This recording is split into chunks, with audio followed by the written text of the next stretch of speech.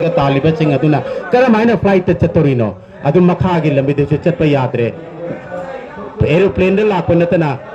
lying बखंदे अंगांसिंग school college ता चतकदरु अंगांसिंग दुगी मखुत नंगना खुलाई पिसलगा करिगुम दागमा करिगुम level म तौदगी तौरिबदो अदु यामना अखोई मथत नमथाकनी अदु दो तोफु भारत सरकार दने न हाइरिसे तौरीब नखोने चलीब लमचा साजद अदो अदु तौबम थोकते अखोई इंग तपना लेब पामी अखोई के अंगांसिंग स्कूल दा चतोरिब कॉलेज दा यूनिवर्सिटी दा ngasi हौजिक पीएचडी के एडमिशन के मतम जोरे ई पीएचडी के एडमिशन तौगदोरिदो नंग इंटरनेट बंदौना थमगा करमाय तो मा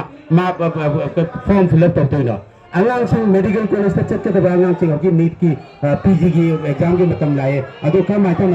मणिपुर दा फमगा अदुदो फॉर्म फिलअप तौतोइनो मसी ह्यूमन राइट्स की against the one of the most heinous crime against the Manipur असी मयामना खंगबम तोई मसी यामना अखोइदा अखोइगी नाकन पुनमुक्तगी फटलगा अखोइ